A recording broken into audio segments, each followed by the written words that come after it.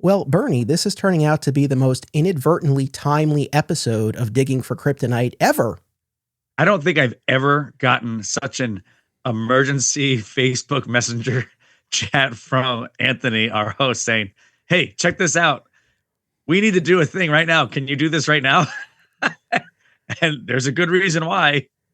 This is amazing. So a week or so ago, we recorded the episode that everyone is about to hear, all about the post-crisis Milton Moses Fine incarnation of Brainiac. And a big part of our conversation, naturally, was the Panic in the Sky storyline from the Triangle era, right? That's right. And I believe as listeners are going to find out, we end the episode talking about when will we ever, or do we really need to have more from the Milton Fine era of Brainiac? Yes. So, and then after we recorded that episode, and literally a few hours, mere hours before this episode is going live, the site Nexus Point News broke what they claim is an exclusive that DC Studios' Man of Tomorrow is set to introduce Maxima. And of course, she figures into the discussion that we had because she's a prominent part of the Panic in the Sky storyline. So according to Nexus Point News, Maxima is set to debut in Man of Tomorrow as a secondary antagonist, and sources tell NPN that similar to the comics, she will eventually join forces with the heroes. And then a little bit later, all signs point to Man of Tomorrow being an adaptation of Panic in the Sky with the involvement of Brainiac and Maxima. I don't know that I've really come across this specific site before. Have you? No, I haven't, but it's kind of random and it'd be crazy if it's legit. So naturally, this gets picked up by a bunch of places and it's floating around and everybody's commenting on it. I guess the two disclaimers, number one, like we're saying, we can't vouch for the credibility of that site or that specific report. Also, unless and until this is confirmed, more specifically, unless and until James Gunn himself weighs in on this, we don't know for sure if this is legit.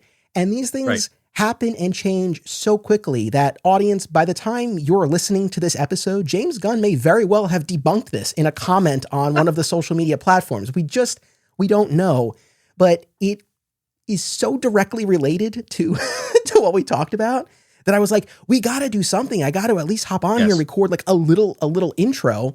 I felt like the episode, it would have felt odd if it just went unaddressed. And you were so gracious to jump on here truly at the last second. Oh my gosh. Okay. So I suggest that everybody that is listening to this episode, when it drops, reshares it, tags James Gunn, tags DC Studios, does hashtag Brainiac, hashtag Panic in the Sky, and let's just see what happens. That would be amazing. Yeah. I mean, certainly my hope is that anyone who's charged up, who's excited about this news, and they're like, what's this Panic in the Sky about? I'm sure they're seeing the images of Brainiac and Maxima and Draga and the Matrix Supergirl, and they're like, what's this all about? Well, boy, do we have an episode for you. Now, here's the thing, and I'm not kicking myself because I stand by everything that I said, yet I guess... don't you dare. We're all going to hear it in about 5 minutes when they listen to the episode. I got to preface it, though. I guess I have a bit of egg on my face because, spoiler alert for the episode you're about to hear, my ultimate conclusion, my thesis, as it were, is that while we have a lot of appreciation, or I have a lot of appreciation for that post-crisis Milton Fine Brainiac, I would not have expected James Gunn to necessarily mine anything from that period of the comics. I know you had a bit of a warmer sense towards Milton Fine and especially the Panic in the Sky storyline. So, yeah, I mean, I guess I was wrong. Well, we'll find out. We'll see. But I think this is definitely worth you reading it again. I think you're going to need to read Panic in the Sky again. No, I think I'm good. And here's the thing. No, honestly. No, I think I'm good. I stand by everything I said. And we had a good episode. It was very clear, and we had good backing behind everything we said. Yes. And one of the things I said in the episode is that while Panic in the Sky is not my all-time favorite Triangle era story, I know there are so many people who love it. And honestly, over these past couple of hours, seeing all of the people commenting and sharing, that's true. There seems to be a lot of enthusiasm for that. Yeah. The other big thing, this is so important. I did highlight a number of what I consider to be strengths of Panic in the Sky, the comic book storyline. Right. And they are Exactly. the Metropolis citizens working together and Superman leading this team of heroes and Maxima's change of heart. So there are things that I think work really great. And if those aspects do come from that story and are present in the movie, great. Right. I still don't think that that's the specific version of Brainiac that we should be seeing on screen. And we also don't know if that will be the case. It could very well be the quote unquote one true Brainiac, the Jeff Johns, Gary Frank version, kind of plugged into a Panic in the Sky-esque story. And that's exactly what I think they're going to do. I think the Panic in the Sky story arc and setup is cool. If they then take the Brainiac that we consider to be the scary Brainiac, he's stealing bottle cities, he's doing all these things. Like, there's a real threat why Maxima's there, because he's going to do the same thing to Almanac. As you'll listen to the episode, there's a lot going in there. I think it could be really cool. And I really, as much as I would want to see Deathstroke in a movie, I can see them introducing Lobo and Supergirl so that they can use Lobo in this place of that bounty hunter, mercenary kind of addition to the team that Deathstroke would have been. The Deathstroke part, or as you're saying that, he could sort of fill in the Draga role. So there could be a place for him in that way as well. Yeah, very interesting. I guess. Yeah. So it sounds like this is something you're excited about. Yeah. Let's go. Yes, let's go. Yeah. All right. Right on. Now I'm second guessing myself even further though, because as much as I think the approach should and likely will be the Jeff Johns, Gary Frank Brainiac, even if other trappings of Panic in the Sky are there. Now I'm saying to myself, I don't know. Does Gunn lean more into the so-called mustache twirling version of Brainiac that we talked about? I mean, it would match. It's as weird as it sounds, that Brainiac matches his vibe more than the scary Brainiac version we love too. I just feel that there's, like, when you look at the style and vibe of Peacemaker and just like I don't know, it's just like a little more artsy and weird and a little bit different. He might be able to find a way to infuse the two together. Yeah. I don't know. We're going to find out. We'll see. I bet you're going to get a lot of folks at All Yeah Comics Skokie coming in looking for that trade paperback of Panic in the Sky. I know. Now we're going to have to do what the fans want. And I think they just did a re-release. I feel like they actually reprinted it. I don't know offhand. I know there was a newer edition that came out a few years ago. I don't know if there's one even more recent than that, but the telling thing will be actually too, because we can look at the FOCs as what's coming for the next 6 months. And if there's a new edition of Panic in the Sky coming out, that might be a telling hand. Yeah, very true. I mean, it's the sort of thing, even if this gets debunked, even just the possibility that Man of Tomorrow could be pulling directly from Panic in the Sky, wild and clearly unexpected to me. Yes. Yeah. Well, listen, if this taught you anything, like, if anybody who knows me really, really well, I was under a blanket, had a beer ready. We're ordering pizza. The Indiana Hoosiers are playing in the National Football Championship tonight. And I will tell you, there are very few things that would take me off of that couch. Anthony Desiato is one of those things. Listen, I appreciate that very much. I think we've sufficiently set this up. We can leave it there. Yes.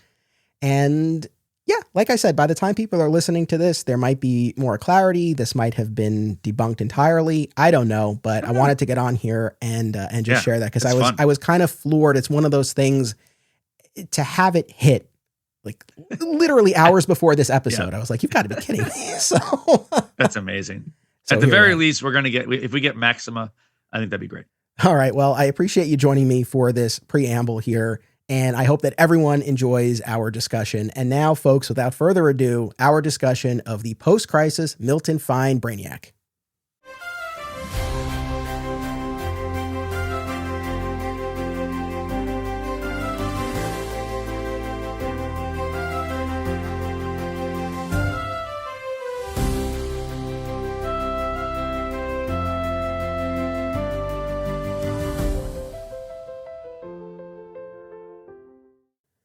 Welcome to Digging for Kryptonite, a Superman fan journey. I'm your host, Anthony Desiato. Joining me to discuss the post-crisis Milton Fine Brainiac is our pal from All Yeah Comics Skokie, returning guest, sweet Bernie Gersmeyer. Welcome back. Good morning. How are we doing, Anthony? It's good to see you. There's no way we could do a Brainiac event here on Digging for Kryptonite without our very own Brainiac. I wouldn't have it. I wouldn't stand for it. That name was perfect. That I can feel like they got birthed in our panel in the studio in Flat Squirrel Studios. Yes, when you were here with DeVoe and we were talking about the House of Brainiac arc, I was talking about how, of course, I think of DeVoe when we're looking at Lobo, and then I was trying to formulate that I think of you when I'm thinking about Brainiac, but all that just came out was I just looked at you and said Brainiac, and and then we went back and forth, and then we kind of just melded it all together and we landed on Brainiac, and I feel like it's stuck a little bit. Yeah, it works. I mean, my big bald melon of a head, I think that works really well. So the post-crisis Milton Fine Brainiac. So this is the iteration introduced in 1988. We have our 2-bit circus mentalist, Milton Moses Fine, with latent metahuman abilities, whose body is possessed by the disembodied consciousness of the Kaluan scientist Vril Dox. And this gives rise to Brainiac. Ultimately, his body will be reborn into this more green-skinned alien form. He'll build a skull ship. So we will have some echoes of the pre-crisis iteration of Brainiac. And I would say this Brainiac's real claim to fame is the Panic in the Sky arc early in the Triangle era, where Brainiac leads this assault on Earth. He does have some other appearances, and we'll jump around and we'll talk about them. But that's definitely the biggest storyline. And the one where this iteration of Brainiac is the driver. And then as we get deeper into the 90s, he will ultimately shed what's left of the Milton Fine body. He'll inhabit a mechanical form for a brief period before we get to the year 2000 and the Y2K storyline in the Loeb Kelly era, where we get the Brainiac 13 upgrade. Then we're kind of in that territory for a few years. And then not long after that, Infinite Crisis hits, and then we get the one true Brainiac that Jeff Johns and Gary Frank would reintroduce. So kind of setting the table here a little bit as far as what we're going to be talking about. And I recognize for some folks listening to this might be their only kind of like hearing us talk about it might be their only experience with the Milton Fine version of Brainiac, you know? Well, and it's like you said earlier before we jumped on it, it's not a very long run of this version. It's what, maybe 8 years total, but again, he's not in it that much over the course. It is interesting. We'll talk about this, that it is nostalgic for me, especially because of when I read this and why I read this and when in my collecting stage this was. It definitely brings back memories. I think the nostalgia helps me negate some of the quality of it, perhaps, but we'll talk more about that, I'm sure, as we get to it. I think that's going on for you. So, okay, here's the thing. And the audience knows this and you know this. This is the Brainiac I grew up with as well. So I will always have a soft spot for Milton Fine.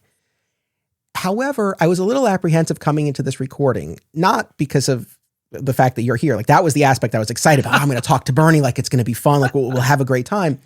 But in going back through this material and really taking a hard look at this iteration of the character, I really just came to the conclusion that while there is some nostalgia for me for some of the stories, I can't help but feel like this is a lesser incarnation of Brainiac, especially in the wake of the more modern stories that we're going to be talking about more specifically as we move forward. But even after what we just looked at last week in terms of those Silver and Bronze Age stories, I just feel like what we got here generally took away more than it really added. And so I'm like, I don't want to come on and just dump on all of this stuff. No. But at the same time, we're here to evaluate the different eras of Brainiac and what works and what doesn't. And not that it's all about the forthcoming Man of Tomorrow movie, but kind of in the back of my head, and I imagine it's on listeners' minds as well. It's like, okay, if I'm James Gunn and I'm sifting through decades worth of Brainiac material, honestly, and I say this as I'm wearing my In My Triangle era custom t-shirt. Oh, I love it so much. So I love it so much. I'm so jealous. I'm so sorry. But like, if I'm James Gunn going through that process, I don't know that I'm really plucking much from this other than maybe the name Milton Fine, which maybe I'll sprinkle in as a little bit of an Easter egg. I don't know that there's really anything else that I would really grab from this. You might feel differently, audience might feel differently, but that's kind of where I am. Well, and I don't think, based on what we've seen so far, either from a promo art or the casting, clearly, I don't think we're going Milton Fine route. I think you might be right. I bet there's going to be some name drop of Milton Fine, maybe in the movie. Like maybe we're going to actually go through a circus and you'll see like the amazing Brainiac or something like that. Weird. Who knows? I think the thing is, so I've got two things that I noticed when I read this. There's nostalgia of it because of when I read it and why.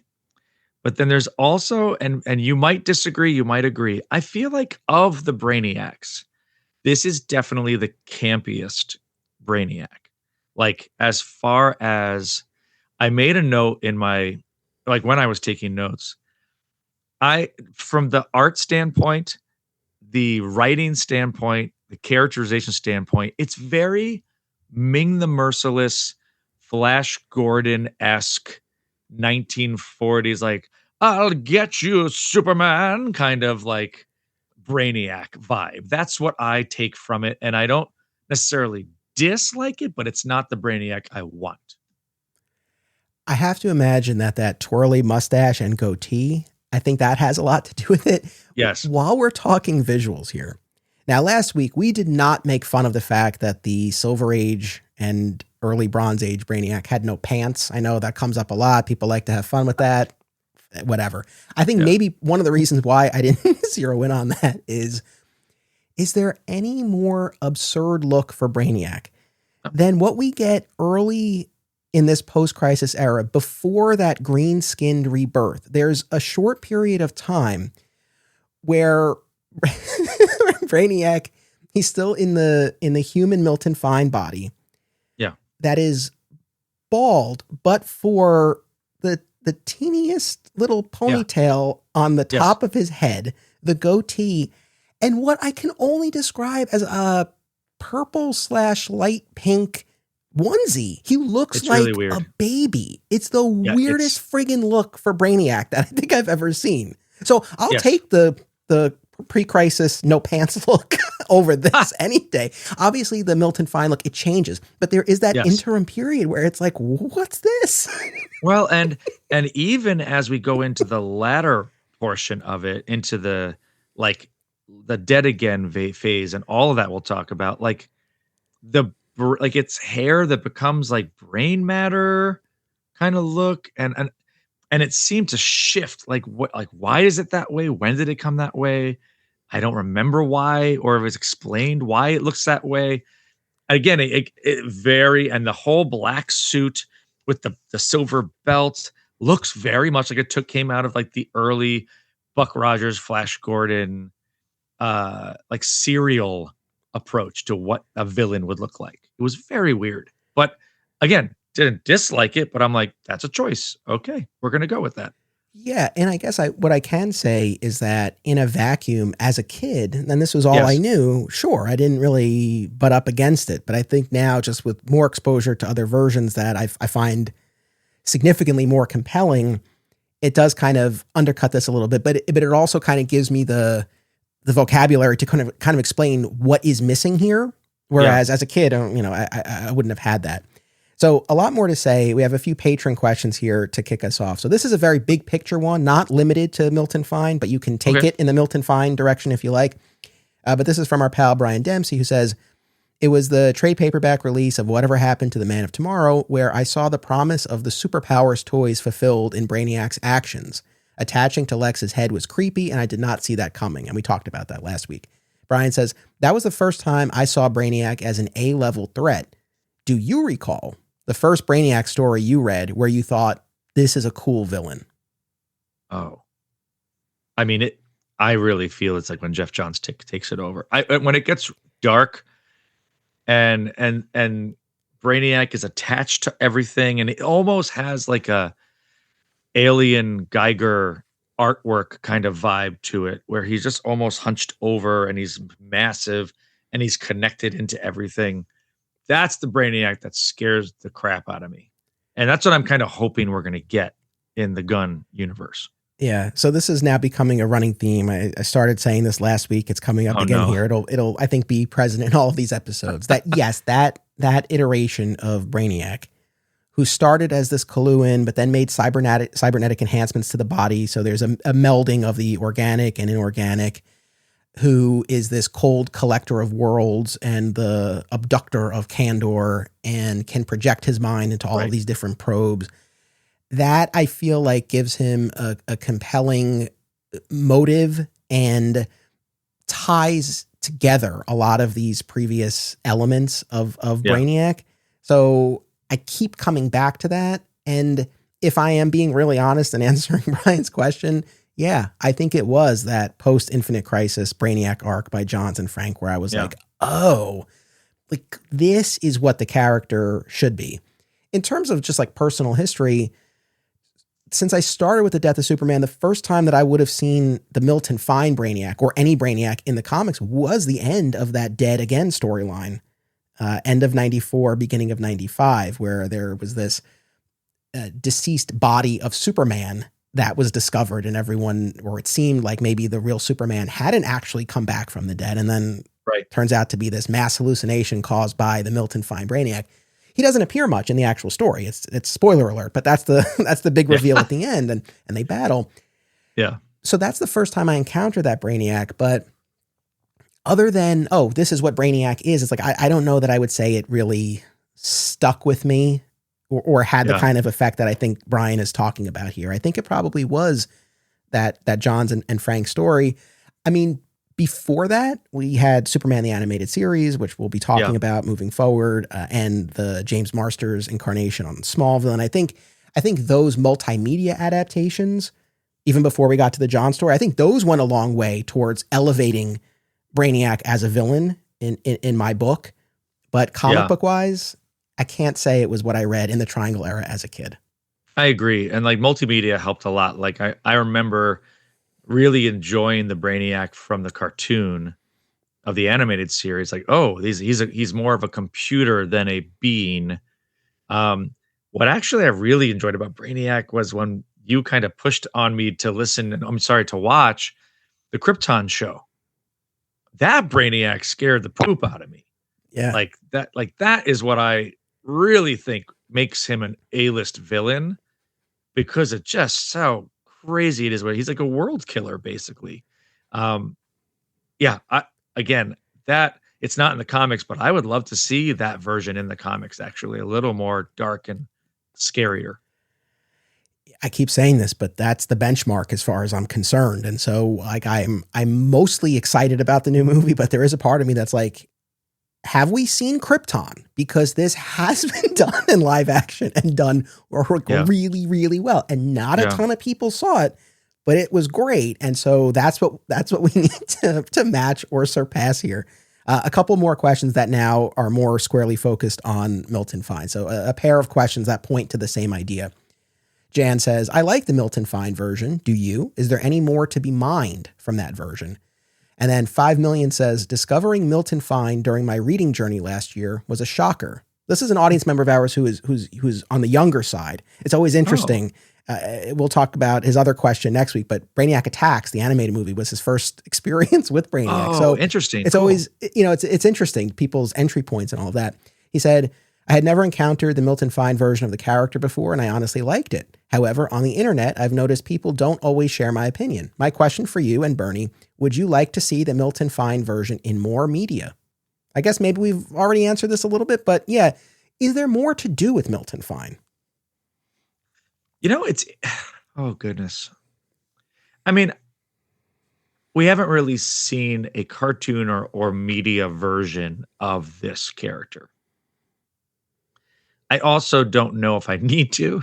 But I think it's an interesting idea. Like, it's kind of a stretch, though, the disembodied like presence, or I guess spirit, if you will, like infested Milton Fine, as like he says, as we talk about, like Milton Fine's psychic ability was almost a good vessel for him to use. He already had latent amount of power, that he could attach himself to, which was cool.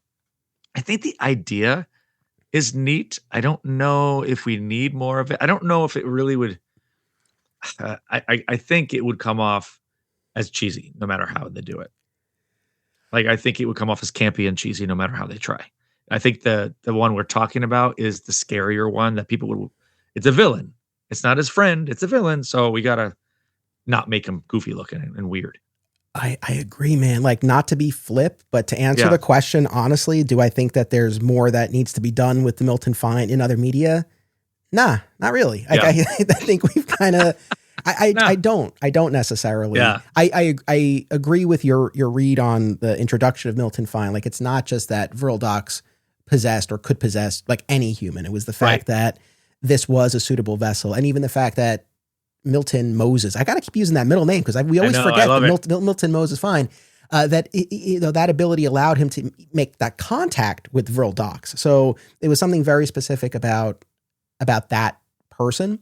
What's interesting though is that if we now look back on the Milton Fine era through the lens of the Jeff Johns reinterpretation of the character, where like all of these past Brainiacs existed. They were all extensions of the one true Brainiac. Right. I think the idea is, and look, the House of Brainiac storyline showed us Milton Fine as one of those many Brainiacs in the House of Brainiac. Yeah, exactly. I think the idea is like, oh no, it was whatever, a swarm of nanites or whatever it was that infested Milton Fine. It wasn't the way it's presented in these original stories, but now kind of the retcon version. So I don't know, maybe there's some way to fold some version of Milton Fine into a larger Brainiac story, but I also don't know. I don't know how much that really adds, to be honest. Like, I'm looking at behind you, and obviously the listeners can't see this, but I'm looking on your shelf and I see the superpowers stuff. Like, and they did release recently, and I was so close to getting it. They released the Milton Fine Brainiac figure and the skull ship. And it took a lot of power for me to not buy that. Like, so there is a camp and a action figure toy side that I think it does kind of work in some ways, because he comes off as like a magician / villain kind of vibe from the late 80s, 90s that I think works if you're maybe a kid or a preteen. I think that works. I think in a 2026 kid or preteen, they've sadly seen darker stuff already, unfortunately. So they're probably going to gravitate towards the Jeff Johns one. But I will tell you, like, from a look standpoint and an artwork standpoint, this era was still pretty cool. Like, there's a lot to talk about there. So I still like it, but I don't think we need more of it in the comics form. Yeah. Well, I'm glad you brought up the figure and skull ship. So I have, and I mentioned this last week, but I have the classic, well, from the new McFarlane Superpowers line, but the classic Brainiac and skull ship. But then, yeah, to your point, they did the gold label version that was the Milton Fine incarnation with his skull ship. And like yourself, I held off. And then last night, as I was prepping for this, I'm like, well, what's that going for now? And it was more than I was looking to spend on it. I'm like, it's okay. I'm glad that they made it. I'm glad it's out there. It was cool to see. I'm all right not having it in my collection. But I don't know. Even as we're saying, no, maybe leave Milton where he is. If he's kind of an aspect of Brainiac, if he's an earthly agent of Brainiac, that's part of Brainiac, but sort of his agent or emissary on Earth as maybe a forerunner to the true Brainiac arriving. I don't know. Maybe there could be a place, I guess, where I land on the side of no is the idea of this incarnation that we're talking about here in these comics as the Brainiac. But I think maybe there could be some place for some aspect of a Milton Fine. That's fair. I'm okay with that. We'll go with that. It's funny because in really looking back at all these stories and thinking about it a lot, like I feel like we as fans, and myself specifically, I know I have done this. I feel like a lot of times when I've talked about changes between pre and post crisis, I think I really zeroed in on this Brainiac as being such a departure. It's like, oh, the Milton Fine, the circus mentalist. And I'm not wrong in that, especially at the outset. However, what I am struck by is we have this whole little run of early appearances here before Panic in the Sky that are all about sort of repositioning the Milton Fine or reshaping him into a more traditional looking Brainiac, to the point that we do get the green skin and the skull ship, and he's bent on conquest. So while obviously there are distinctions, and there are, unfortunately, I think some kind of fatal distinctions that take away from this version of the character, I don't know, ultimately, I think there are also enough echoes of the kind of classic iteration that maybe this isn't as much of a departure as I often kind of look at it. I mean, maybe that's my question, I guess. It's like, how do I put this? Like, how distinct a box do you put this version of Brainiac into? Is it wholly its own thing, or does it kind of speak to the other versions maybe more than we typically think? I think it works like House of Brainiac did, where it's a version of, and they're all part of the family. I was just thinking too, as you're talking, I feel like this was the Brainiac of the time. Like, if you look at the current Flash CW show, but then you look at the 1990 Flash TV show, those are two very different shows. They are of the time. Like, they are cool and good on their own way, right? But I feel like Milton Fine Brainiac would work in the Flash TV series era campiness and vibe, that it took itself serious enough, but it still was a little cheesier. It wasn't quite where it ended up landing, in my opinion, for like a CW show that lasted for a long time that way and took itself much more seriously. So I don't know. I think of the time it works, like from the late 80s to the mid 90s. I think it works. Okay. All right. Fair enough. I think there's at least one aspect that I think was a great addition to this version of Brainiac, but then there's also something that where it really just kind of falls apart for me. The positive that I'll say is the whole notion of these psychic or telepathic attacks. I liked that. That made sense to me. The fact that this is a villain called Brainiac, the notion that he would be able to attack on the mental plane. Mm-hmm. I like that. So that's one aspect that I feel was incorporated here that made sense. Well, and the mass hallucination side of it, like where he convinced the entire world that Superman body was real. Like that stuff is pretty cool. That takes a lot of mental power. And to be doing other things while he's attacking Double X and those kind of things. Like, oh, he's a force to be reckoned with physically and mentally, which is really cool. Yeah. But what's the negative? Yeah. Well, wait, one more thing on the mental side, because this is now we did not reread the whole Superman and Exile storyline here. My memory is not razor sharp on this. However, one of Brainiac's early appearances here that I didn't ask you specifically to read, but I did take a look at is this kind of mental battle between Superman and Brainiac. This is before the physical metamorphosis. Right. And Brainiac is trying to bring out Superman's dark side. And my memory, I don't know if this was ever kind of canonically explicitly confirmed, but I think an idea that was explored to some extent is that mental skirmish is at least partially responsible for the psychotic break that led to Superman running around as Gangbuster without realizing it, right? Yeah, it definitely is. Yeah. Well, and I feel like something happened with the whole incident with the cleric and the Eradicator, and all of that time frame started really shifting and messing up mentally Superman, and then Brainiac just really marketed on it.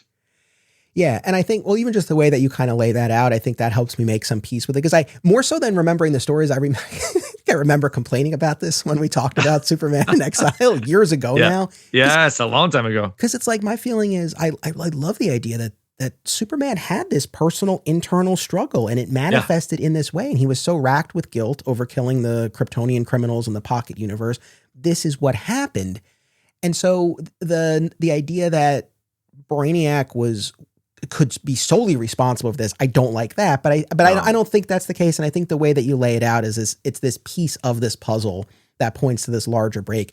I think it fits in that sense. And also, I guess the part of the story where Superman is so racked with guilt and he leaves Earth, I think we can chalk that up to the guilt and all of that. But yeah, I don't know. Maybe there was a sense that if Superman is going to lose it to the point that he's running around in another costume and he doesn't remember, and he doesn't know what he's doing. Right. Maybe there was a sense of like, we can't dirty him up that much where like he's just gone crazy, so to speak, but rather there was at least some kind of influence that we can point to. So maybe we can smooth that over. Yeah. And that was actually really smart. Like, because I think like you just said, you go too far down that rabbit hole. It's like, oh, how do we bring him back from this? Like, that's not going to easy fix. Yeah. So like I said, the mental part of it, and then how that played into the whole gangbuster exile storyline, I think that was interesting. Yeah. The biggest problem that I have with this Brainiac is that it's not personal. There's no personal component here. There's no connection to Krypton here. Right. And I say all of this right after we spent 2 hours last week talking about the pre-crisis Brainiac. And, this came up, and I'll reiterate, from Brainiac's first appearance in the Silver Age, we have this revelation that he had bottled the city of Kandor. In fairness, it's not as if all of those pre-crisis stories had Superman and Brainiac talking about how he took Kandor, and that's kind of the crux of their relationship. It's not the case, but it's at least there in the background. And then, of course, we have the more modern stories that I think have mined a lot of great dramatic value out of the fact that he took Kandor, and Supergirl's traumatized, and there's bad blood between Zod and Brain. Like, there are all these different dynamics. So there's a lot that's been brought to bear from the Kandor side of things. But even when we have an iteration like the Kryptonian AI in Superman the Animated Series, there's no city of Kandor that's been bottled there, but he's a product of Krypton that withheld this information, or even more specifically, prevented information that would have saved Krypton from getting out. So he had a hand in the planet's destruction. Yeah. So either way, you have a connection. There's nothing here.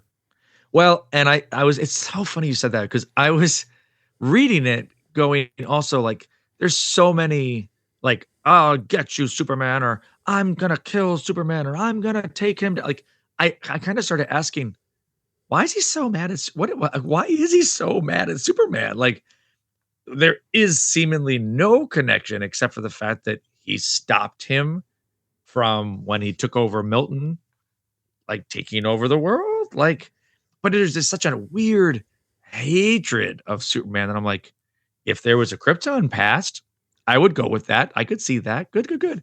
But no, I agree. There's no connection. It's very, I would say, confusing and not frustrating, but just odd. And that's when I say that I think there was more that was taken away here than was added. And I understand they wanted a different spin on the character. And I also understand, we have talked about this so much, but like, I understand this was the era of Superman where he is the last survivor of Krypton. Yes. The sole survivor. So we're not going to have a bottle city of Kandorians. I get that. But I say to myself, okay, that idea of there being a connection, well, how can we spin that in a different way? So if the starting point is going to be a human, and debatable whether or not that's the right track, I do want to talk more about that. But for argument's sake, if we're going to start with a human who is transformed into Brainiac, who's possessed by the mind of Vril Dox, why not make it someone that Superman has a connection to? Right. I keep coming back to this idea, like, imagine if it had been Emil Hamilton, who was then the scientific aide and an early ally in this post-crisis era, who then is possessed by this. But it's like, we're introduced to this drunken, random circus mentalist. Like, we have no attachment and no investment. None of the characters do. Right. I don't, it's just like a kind of curious choice to me. Ever wonder what would happen if a person who knew barely anything about comics decided to absorb hundreds of Superman stories from all eras and media?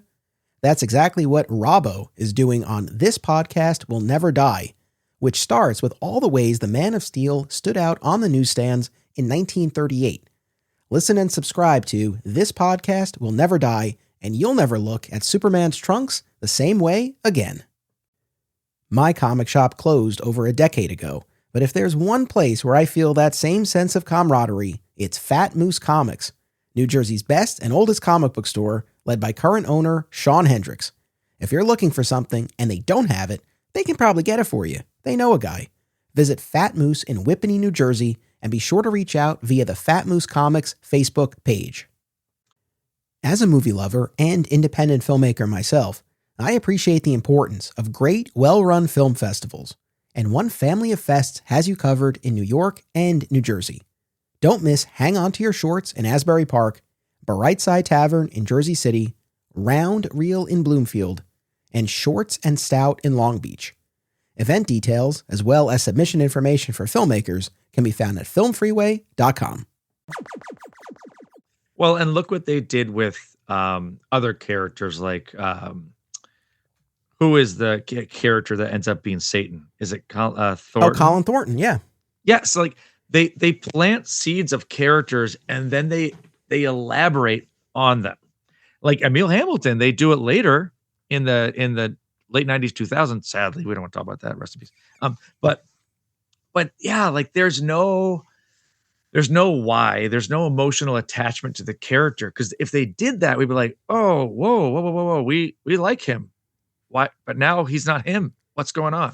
And that's why, we talk about these other media adaptations. So there's a whole category we're going to talk about next time, and that's the Kryptonian AI Brainiac that we got in Superman the Animated Series, more recently, My Adventures with Superman, and of course, the Smallville television series. But we can dovetail into Smallville here too, because there, yes, Brainiac, the brain interactive construct, was a creation of Jor-El and I always forget this, Jaxor, yes, one of the two. Daxor, okay. Yeah. Mark McClure, when he was in that episode. Oh, yeah. But Brainiac assumed the guise of Milton Fine at the beginning of season 5, and he posed as Clark's college professor. Correct. Yes. There's a connection. It's not just a random dude who shows up and says, I'm Milton Fine. It's, I'm Professor Fine, Clark's professor. And then there's a connection that wait, why is this Clark Kent guy always stopping me or helping me? Or it makes sense. It's good writing. It's better writing. Yeah, because then you're weaving the character into the world of the show. Now, honestly, my biggest complaint about the Milton Fine Brainiac on Smallville is I just wish they had done more, and maybe they only had James Marsters for X number of episodes. But it's one of those things, not to go too far down the Smallville rabbit hole, but it's like we first see James Marsters at the very, very end of the season 5 premiere. There's that black Kryptonian ship, and then there's this goo that emanates from it, and then it forms, like Terminator style into James Marsters, and he turns, and you see the side of his face, and it's like, oh, okay, he's the bad guy. Yeah. A part of me is like, maybe we shouldn't have shown that, and then you just introduce Milton Fine. Now, as comic book fans, we would probably figure because of that name, something's up, but I don't know. You wouldn't know for sure. And maybe you could kind of slow play it over more of the season. It's a really, and when I went back and I rewatched a lot over the past couple of years, it's a shockingly short stretch of season 5 between Professor Fine and this reveal that he's the brain interactive construct and he's an agent of Zod. And his whole reason for being here is to release Zod from the Phantom Zone. It's real short. I feel like it's 5 or 6 episodes. It's not like even a full burn of the season. I was just looking up because I was curious, and I couldn't remember whether this debut of Milton Fine was still John Byrne, and it is John Byrne. It is, yeah. But that makes more sense to me now. Putting it in the John Byrne lens, he had caveats, he had rules that he set up this new Superman world, and this is the way it was going to be. But I feel like they had the chance when all 4 titles were then happening, when Jurgens was doing things, when Walt and all the different writers, they had the chance to kind of backpedal. I just don't think they did it well. Well, so here's my other big question. Going back to what I was saying before about the choice from the outset to start with a human, right? Well, I guess a couple of questions. One is, you're right. The debut issue is by Byrne and Ordway, and it's Adventures of Superman 438 in 1988. Right. And that's the only one of these issues that Byrne was involved with because, we've talked about his abrupt departure from the titles and all of that. And as I said before, it's really within the next year-ish that we get to Roger Stern's Brainiac Trilogy in Action Yes. 647 through 649, which is great. Roger Stern, unsung hero, can't go wrong. I love Roger Stern. So good. But that's the three-parter in which Milton Fine undergoes this physical metamorphosis. There's this biochemical bath with a Coluan DNA pattern that's laid onto it. All that stuff. There's a number of funny things in that too, though. But I still like that better than the Byrne one. Well, but my thing is, it's like, so by the end of that arc, which is relatively short into this new stint for Brainiac, he's got the green skin, the alien look, and he builds himself a skull ship. Yes. I wonder if Byrne's intention was to ultimately get to that kind of place for Brainiac, or if we were really going to stay within the circus mentalist form of the character. Because, and one of the reasons why I say that is like, well, if this is always where we were heading, it's like, I don't know why. What value do we get, I guess, out of starting where we did? Right. I feel like Roger was trying to get us, like, so he doubled down on the Coluan side of things. He brought the alien side of things in. He transformed him more. I think if he had more time, but then again, things shifted, I think there would have been a connection more to Krypton. I think we might have actually seen that happen more. I don't know why they didn't go that route, but there's something about the way Byrne writes. Now, he writes very, like, he focuses on, like, the humanistic side of things. He focuses on the people, and he worked on, like, character development. I wondered too if he wanted to stick to the Milton Fine side, like the human side, because we already had a Metallo. We already had other characters that were covering that aspect. He didn't want to double up and make them seem too similar.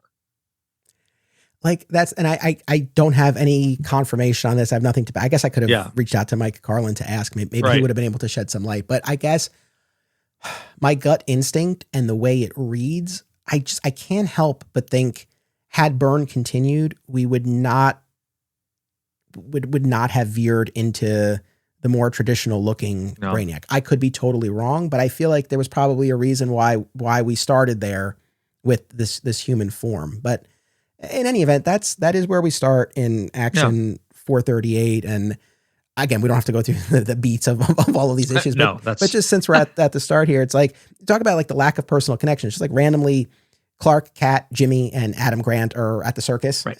Yeah. And we meet Milton Moses Fine and his common law wife, Janet. And she's taken him to task for being drunk all the time, but he's self-medicating because he's suffering from these headaches and these nightmares.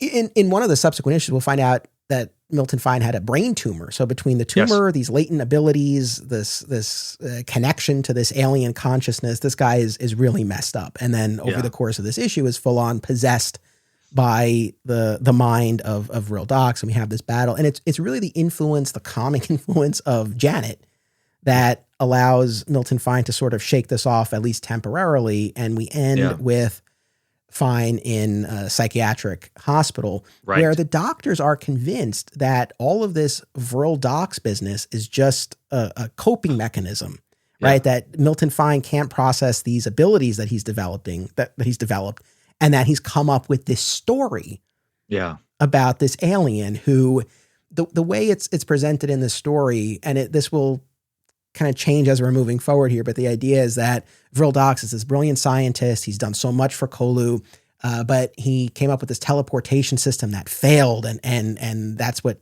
scattered him across the cosmos.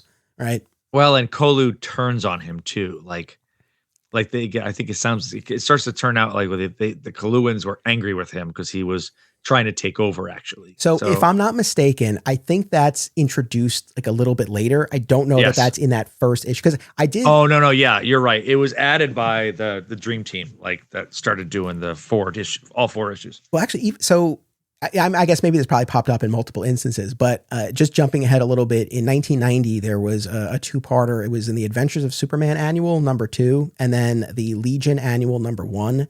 Oh, okay. And that's where we're dealing with Vril Docs, the clone son, Coluan son of Vril Docs the First, who's trying to kill his father. That's kind of the thrust of those couple of issues. But Vril Dox II here is recounting kind of this history. And yes, it's exactly to your point. It's this idea that K'un-Lun was ruled by these computer overlords, and that Vril Dox was a willing participant. Like he went along with this for the powers or the perks that were afforded to him. But then his thirst for power grew too much, or they came to see him as a threat, and then they disembodied him with that device. So, we get some kind of fleshing out of this as we're moving forward. I guess one of the thoughts that I had, I'm very curious to get your take on this. At the end of the day, I don't know how far we could have gone with this, but there's a really interesting idea, I think, in this first issue of, like, I guess as comic book fans, and I mean, I'm trying to put myself in the position of someone who is reading this for the first time cold in 1988, and you don't know where this is going. I guess even then you probably figure, oh yeah, like that story about Vril Dox, like it's true. And, cause I know that name, and I know Kolu, and I know that, like, this is Brainiac, but there could have been a version of this story where it's like, yeah, you never actually really knew for sure if this were real or just a fabrication. Do you know what I mean? Oh, interesting. That could be kind of cool. Where did he create this whole, like, Milton Fine does have mental powers, but did he create this whole persona so he could actually use them more? Like, that's interesting. Like a schizophrenic or a split personality disorder. And that's why I say, maybe that's where Byrne was going. Maybe that's where he was going. That's what I'm saying. Like I said, I have no idea, as much as I spent time late last year on Byrne's message board, scouring all the Superman related posts. Like I don't remember anything about that specifically, but like, as we're talking about, like, I can't help but wonder if maybe that was the direction he was going to go in. And like I said a second ago, I don't know if that would have been a better take or not. Because part of me is like, well, then what's I don't know that there's an exit to that, because it's like, either you live in the ambiguity forever, where it's like you never quite know if this guy is telling the truth or not, or where he knows the truth or not, or you do ultimately answer it. So I mean, I don't know, but it's like an intriguing idea. It is interesting, and it kind of does track with Byrne, because think about all the things he kind of put on its head that from the Bronze and Silver era, that he's like, no, it's going to be a diversion. Krypton will be like this. Lois Lane will be like this. Like, and it was all very, very different. So maybe he was creating like, well, he's the Brainiac you think you know, but not. So I don't know. We'll never find out. Yeah. Yeah. I mean, anything else about that debut issue that really stood out to you? It was just, I don't know why I always think this. Whenever, like, I see a massive thing of destruction happen, like a Ferris wheel gets turned over, I'm like, how did nobody die on that? Like, how are there not ambulances and Superman trying to save more? I'm like, nope, they're all fine. Like 100 people, nobody died. I was like, okay. I know it's a comic book, but I always find that borderline darkly humorous. I don't know why. Yeah, no, fair enough. But that was it. Otherwise, I was excited to keep on going. I wanted to remember the Brainiac trilogy. So right on. And we hit on this before, but just to circle back, this idea about like what this version of Brainiac wants. And I agree with you. I think it really, it's so basic throughout these Triangle era stories to come, where it's conquest, it's revenge. It's fairly basic. I mean, going back to the pre-crisis era that we talked about, it's like there was this whole first phase where he was just an evil alien, but the backstory was that his planet had been destroyed by a plague, and he wanted to repopulate it with all of these bottled cities to rule. So there was like almost a tragic aspect, but no, like he's a full-on villain. Even that though, it's not like he's talking about it every time he appears, but at least it's like, okay, that's what this guy is about. Then he has a goal. Then of course, though, when you get that retcon about his true origin, the fact that no, he's actually a robot in humanoid form. Yes. All that business about the planet being wiped out and repopulating, like all of that goes out the window. And then it's really just more like revenge and conquest sort of thing. But then right before Crisis, with that late Bronze Age robotic redesign, that's when he becomes colder and more godlike. And there's more of this business about collecting information world to world. Like, I feel like he starts to become about something in a deeper way. And I feel like that's what then Jeff Johns would like pick up with after Infinite Crisis. But in the meantime, I feel like we had this kind of interim period where it kind of defaulted to, I think, a pretty basic motivation. I do really like, that is one of that robot version of Brainiac, the pre-crisis. It's one of my favorite action figures too. It's such a cool looking design, but it was such a weird departure from where it was. Yeah. I almost feel like Jeff Johns took a little of everything and said, well, let's do this instead. Like here's something for everybody, and we're going to make it even darker. Yeah, absolutely. So just building to the Brainiac trilogy here, there are just a few little threads along the way. So there are a couple of issues, Adventures 445, where Brainiac is now out of the mental hospital. In the meantime, there were a couple of issues where this was kind of followed up on like a page or two. Like there was one issue where Janet was trying to get Milton out of the psychiatric hospital. Then there was another one where Janet is hit by a car and killed. I can't remember, and I couldn't find it in the issues. I think the implication was that Brainiac was responsible for it, but either way, the result was that without her influence, Brainiac Vrildox is now able to fully take over the body of Milton Fine. And that's what takes us to Adventures 445, where the physical body is rejecting Vrildox. There's this business with the tumor, and he's abducting homeless people to extract spinal fluid from them to see if that will work on him. And that's when Superman intervenes, and they have that mental battle where he tries to bring out the dark side. And then in Superman number 25, around the same time, Lex has taken possession of the Milton Fine body and had his doctors remove the brain tumor. Brainiac and Superman battle, and Brainiac seemingly dies, but then it turns out he faked his death. And now the issue ends with him like with his feet up in Lex's office. And then after that, we have like a little stretch where Brainiac's kind of kicking around LexCorp, and we have sort of this tentative alliance, I guess, between Brainiac and Lex. But then Brainiac full on shuts down. I think part of it is there's an issue where he encounters Superman as Gangbuster, but doesn't know it's Superman, and I think tries to attack him mentally, and there's feedback, and that kind of largely takes him out of commission.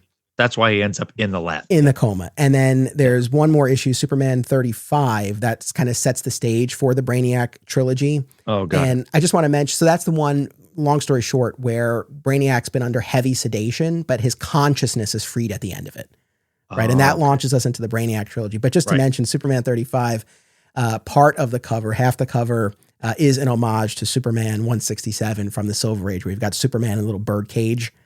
Which is a direct callback to that pre-crisis story. So that was kind of cool. Oh, okay. And in that issue, he has, under sedation, he has like a dream or vision of a skull ship. I think it's kind of the face of Lex Luthor, but that's kind of the idea. And that's why later in either Brainiac Trilogy or Panic in the Sky, when he talks about the skull ship design coming to him in a dream.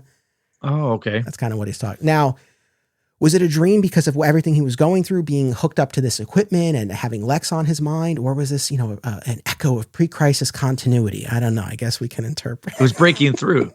It was Superboy Prime punching. He was punching. It's... Wait, so now Janet actually does die? Yes. Oh, and that's hard because at the end... Yeah, that's hard because at the end when he kind of reverts... At the end of Dead Again, it's kind of like he talks about Janet, and that's kind of sad and sweet then. Well, this is another question that I was going to get to, but we'll say it here. I feel like, and look, we're talking about years worth of stories and different creators, so there just might not be an answer to this, or maybe it's open to interpretation, but it seemed pretty clear to me. I think the intention was around this period of time that we're talking about after the brain, because there's, especially with the business about the brain tumor being excised, Brainiac makes at least one mention, maybe more, about the last vestiges of Milton Fine being gone. Like it really seems at this point, there's no more Milton Fine. But to your point, when you get to the very end of Dead Again, he reverts to that persona. But is it that Milton Fine was really in there, or as is suggested at the end of Dead Again, it was more just a coping mechanism? Like Brainiac couldn't deal with the defeat, so he kind of switched to this alternate persona in order to make it more acceptable to himself. So whether or not Milton Fine was like still there or not. But then I think when we get to the Identity Crisis storyline, not the Brad Meltzer one, there's a different I know one you later said in that the first time and it really got me. I was like, wait, what? Did I miss a part of Identity Crisis? Yeah, if memory serves, I think we do find out that Milton Fine is still kicking around in there. So I don't think that was the intention at this point. I really feel like Milton Fine was done. No? I felt I don't know why I always had a vibe that Brainiac pushed Milton Fine's identity like back. Like if if his brain was a house, he kept Milton Fine's like in a closet. He's always there, but he's just trapped in there. That's why I thought it was interesting when he came back out. Like Brainiac was finally defeated, and then it was back to the original Milton, just scared and doesn't really remember anything. And he just, where's Janet? Like, oh, she always thinks about this. You know what? Honestly, I would go with that reading. I think that's the more interesting reading, because going back to what I was saying before, it's like if, I don't know, a few appearances in to this era of Brainiac, the body has already been transformed into this Kaluan version, and the human psyche, soul, whatever you want to call it, is just gone. Yeah. Then really, then it's like, well, we could have just started with this. So yeah, I do kind of like the read that Milton Fine is always there. And like I said, I do think these later stories, at least like Dead Again and Identity Crisis, do speak to that, Yes. whether or not that was the intention at the start. So yeah, man, I'm with that. All right. So then this Brainiac trilogy, what do you want to say about this? Again, I kind of have a sweet spot for the whole gangbuster stuff. So whenever there's like a connection to that, and this era, something I really noticed was I really enjoyed the Metallo side of it, actually. Just added a different layer. I guess we haven't talked about it much yet. I really love this era of artwork. I really, really enjoy it. Like Brett Breeding starts coming on more and doing work on there. Ordway's still doing things, but it just, this is the era. And again, it's a little nostalgia, but this is the era of reading that I really started reading comic books. And I love it. That was the thing that was my biggest takeaway from this trilogy, that I was just kind of sitting in the way Superman looked and the way even the other characters and Dubelex and the Guardian and all of that side of it. Like, I love that era. And I think, again, I don't know if I love it because it's good or if I love it because it's like a comfort food. I don't know. But yeah. No, I hear you with that. And, I've thought about that a lot and going back to the Triangle era as much as we have. And yeah, I mean, I think, in trying to offer like as honest and clear-headed an assessment as possible, it's like, yeah, I think there's always going to be a bit of that nostalgia coloring it, but I think there's a lot of value. And the thing that always stands out and has been such a big part of our Triangle era discussions really is the use of this world of characters. Yes. Like when you mention the Cadmus folks and whatnot, and the way between Cadmus and SCU and Hamilton and the Daily Planet crew, it's like everyone was so kind of intertwined. Like you really felt like you were in this lived in setting. And I think that kind of carried us through even when maybe the plot or the villain of an issue wasn't the best. That's why I don't mean to keep harping on this, but that's why, going back to what we were saying about, picking this like random circus performer to make Brainiac, right, for a period of time. And I know that was not even the Triangle era yet, and it was still early, but still, like, for an era of the comics where they were making such great use out of a robust supporting cast, like that's why it just feels especially curious that it's like this could have been woven in a little bit. That's all. That's why but I think that's why specifically because of what we know about this period. Right. I think that's also like, I was thinking about why we love Smallville so much. Like there's just such a deep, it's not just Superman and Lois. It's everybody. Like Ma and Pa Kent are really important. Pete and Lana and Chloe, everybody is important. It's why we like the Cat Grant and the Ron Troop and all of that stuff that pops up, because it does add, like, what if something happened to one of them? And it does down the road. So I'm with you. And I think, again, I think it's less nostalgia and more, I just like this setting that they've put him in.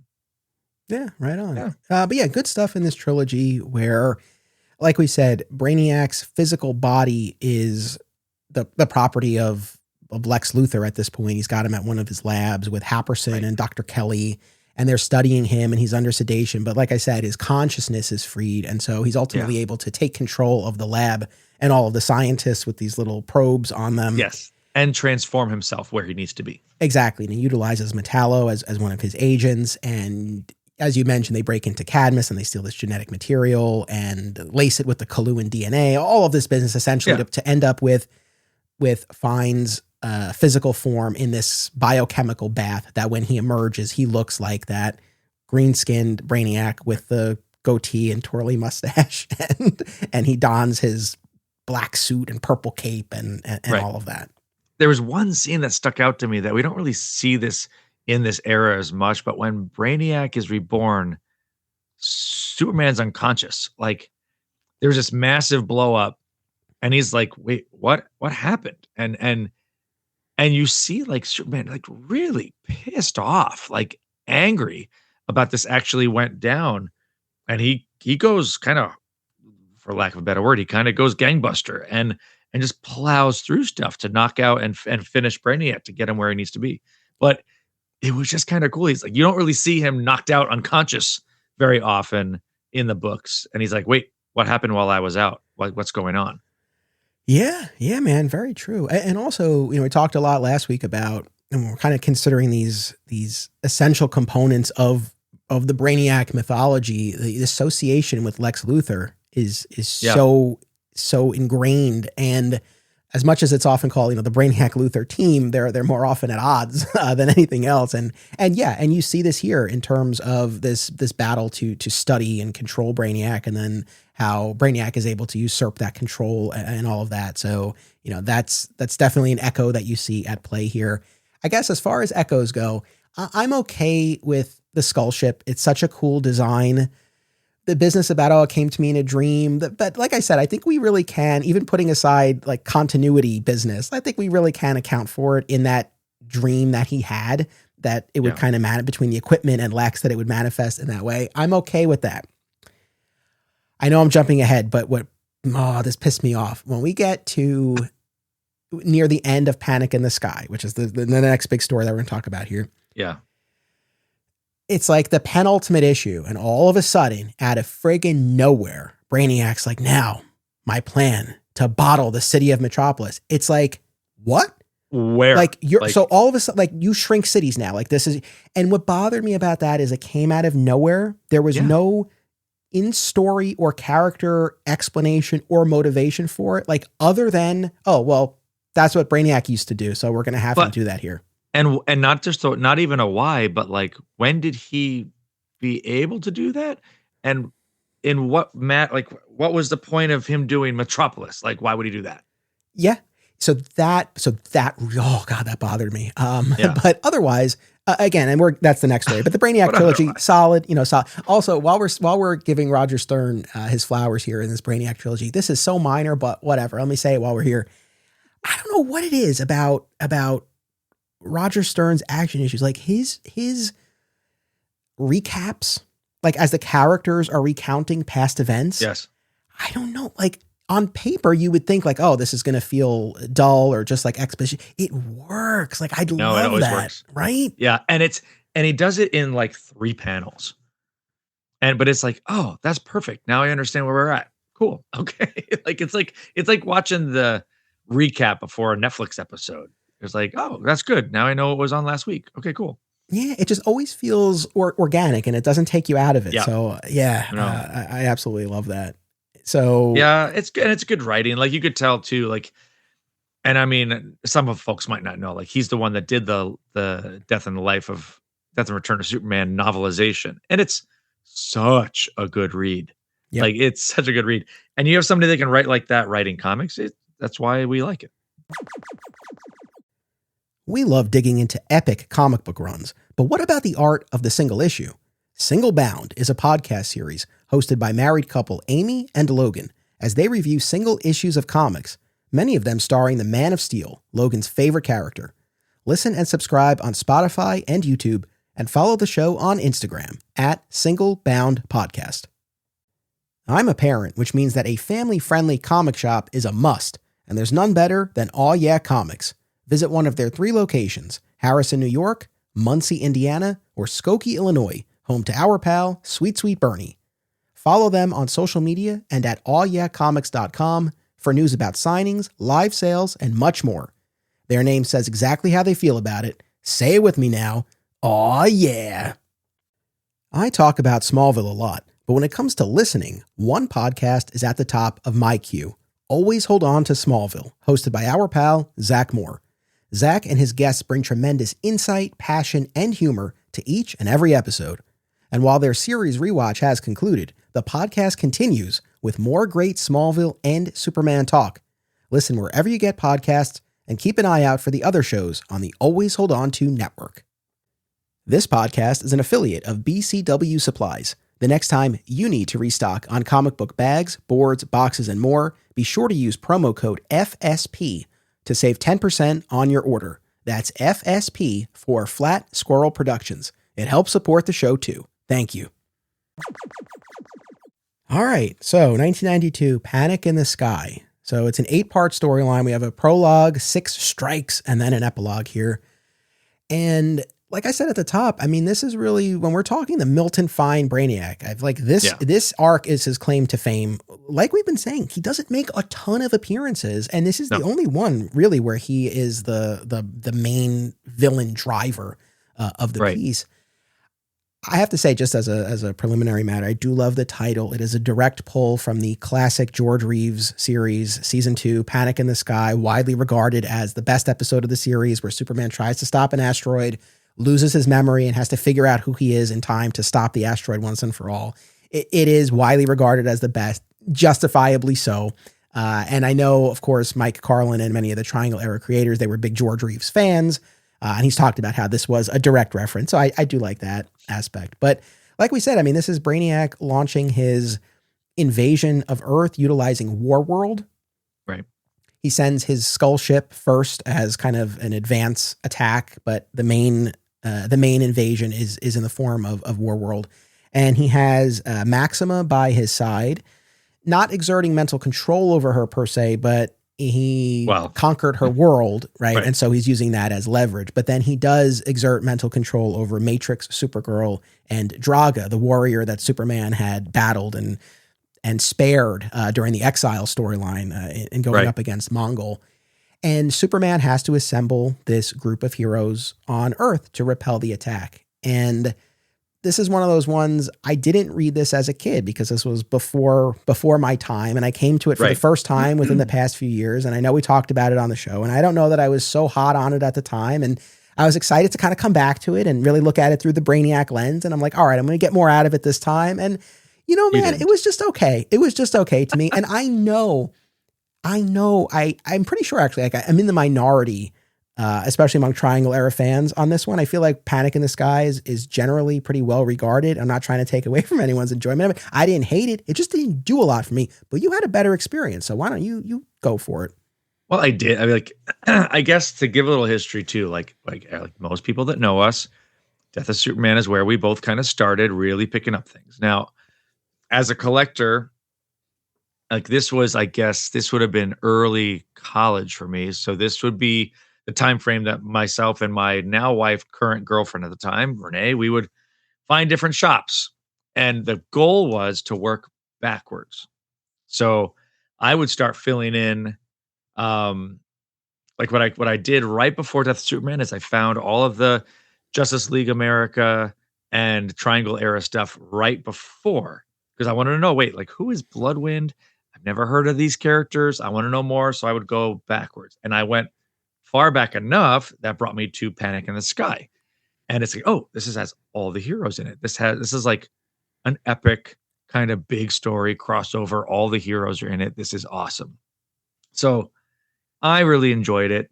It made me actually want to know who Deathstroke was, because I never really knew who Deathstroke the Terminator was. So then I did a deep dive searching for all those issues, and I completed that entire run and found those. So I really enjoyed it also because it was one of the first like epic stories, like a 9 or whatever, I think it's 8 parts. But after I had just started collecting comics, and when I found them all, I'm going to sit down and read them. And I loved it. I thought it was good.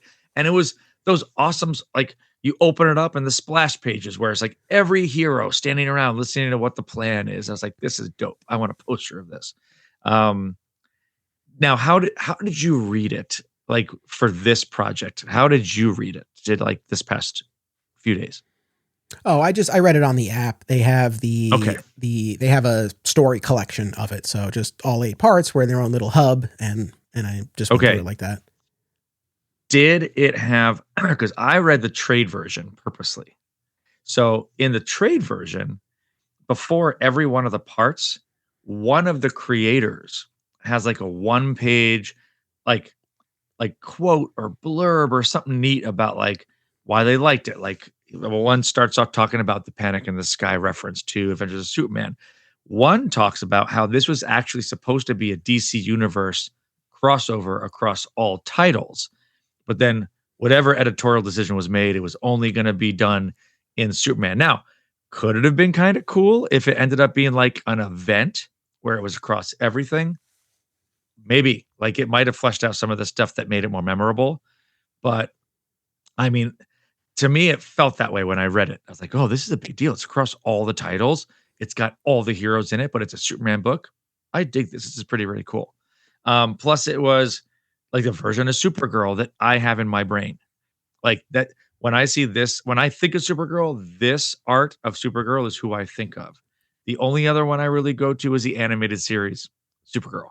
But there's a lot of things from this time frame, like Dubalex and that, like all the Cadmus stuff is very fresh in my loving of the Superman worlds. That's, again, why I'm probably a little more like, yay, Panic in the Sky, and maybe less judgmental about it. Not that you're judgmental, but just you're like, no, maybe I am.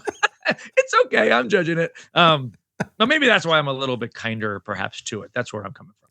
No, man, I totally hear you. To be honest, it's like, I wish, I wish I had read this as a kid, and then I had that memory that was kind of fueling me here. Because I know, look, every time I talk about the Death of Clark Kent storyline and Conduit, like, I'm sure there are plenty of people who didn't read it as a kid, right, and maybe came to it later and they're like, why does he like this so much? But it's like, no, like it means a lot to me, and it takes me back to that time. Right. And I think there's value to the story, but I can't divorce that from those feelings. So, absent that with Panic in the Sky, my mileage was just a bit more limited, but everything that you're saying resonates. I mean, I was certainly struck by the scale of it. And when you say that this was originally meant to be this DCU wide event, I totally see that. And I do recognize the context. I mean, we're still relatively early in this post-crisis landscape. And I think from a thematic and character standpoint, this was Superman really stepping up to a leadership position in the DC universe, really putting him out there, leading these other heroes, recognizing the importance of being part of a team and working with others. So, I think it has a lot of value in that sense. I guess to me, especially reading it for the Brainiac of it all, I just felt like this dude was such weak sauce.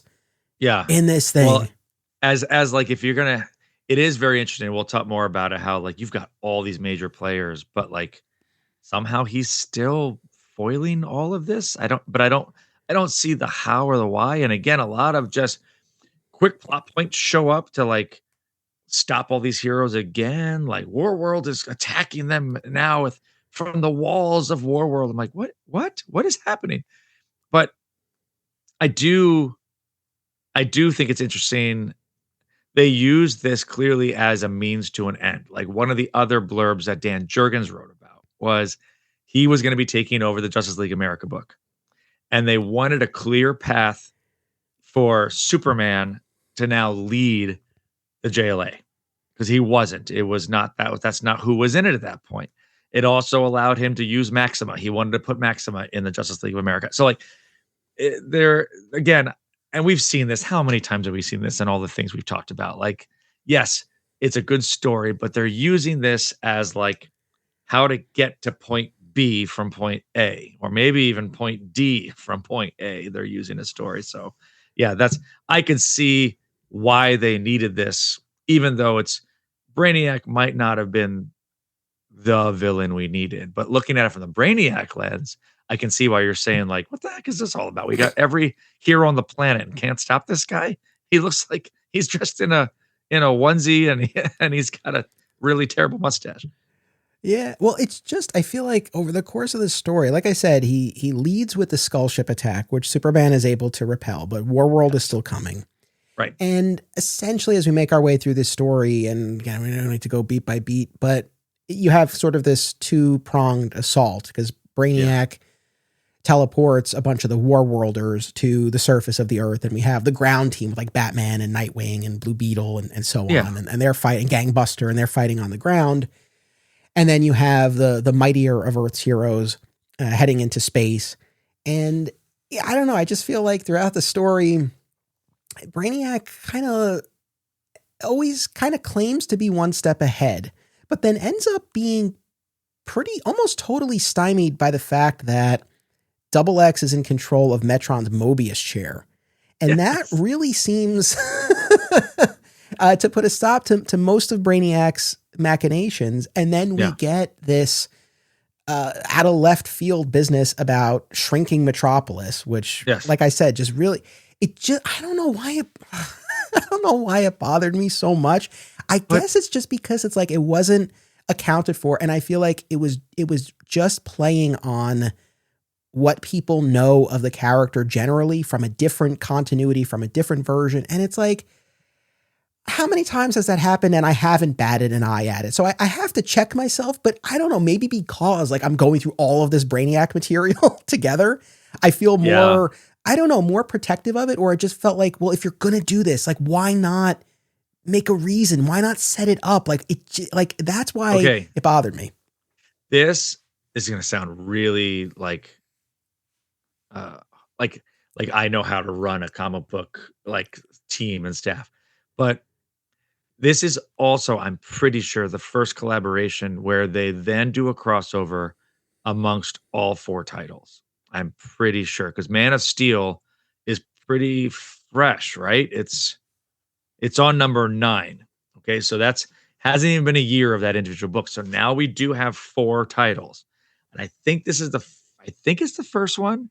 It was time and time again maybe the first one, but I feel like I get a sense when you look at Death of Superman and how well they clearly, I feel like this taught a lot of lessons on how to make sure they have a cohesive planning structure. You could almost tell this is a new issue. Where the hell did this come from? It came out of left field. And then there's another one where the cover is all of these heroes are skeletons, because now magically Brainiac can disintegrate people. But thank goodness that some of the people have powers, so they're not disintegrated. But then you see regular people are just dying, but not Deathstroke, who doesn't have powers, not Batman, who doesn't have powers. How are they immune? No instruction, no explanation, no even where the hell this come from. So that's it's funny. You got pissed about that. I got pissed about, why are people disintegrating? What just happened? No, I thought about that too. I mean, Brainiac's slaughtering so many of the War Worlders through this, but yes, there are human or pretty close to human members of the heroes who are up there who survive. I mean, I do like that Maxima ultimately has this turn and she aids. I thought that was I guess that's the thing. There are a lot of aspects of the story that I do like. I mean, probably my favorite part, big surprise, is the Metropolis cast, right? And how they have to work together. You've got, Bibbo Babowski bringing Emil Hamilton to LexCorp, and they're working with Lex Luthor II, and they're shooting off these weapons and stuff like that. And Jimmy's trying to get pictures to News Time, and he keeps encountering all that stuff. I liked, right? I think it was more just I guess I just wanted more from Brainiac, and I just, as much as he's the villain of the piece, and I guess this was meant to really, put him in a prominent position. I don't know that I felt it. It was, I guess what frustrates me on reading it again, and again, I just kind of look past it, but we have better writers and better comic books over the last 20 years that really do a good job of explaining why things are the way they are. Not just very 80s and 90s. I just came up with an idea on how to fix this, but it has no warrant or science or logic to it. It's almost like when you're a kid playing with action figures and you just decide this toy now has this power and now all of you are dead. That makes zero sense. And it's something that you've seen in bad television or in bad comic book movies. You're like, how the heck does that guy have that power suddenly? So I think that's what frustrates us the most, because we're going back to books that were oh, this is fun. Oh, it's really not that good. And especially for this villain to be this big and to be the only baddie, like besides Maxima, who's kind of sitting on her hands because she has to make sure Almerac doesn't get destroyed. It just was very frustrating. That's the only like Bernie's pissy moment of reading this because he still really likes it just for fun.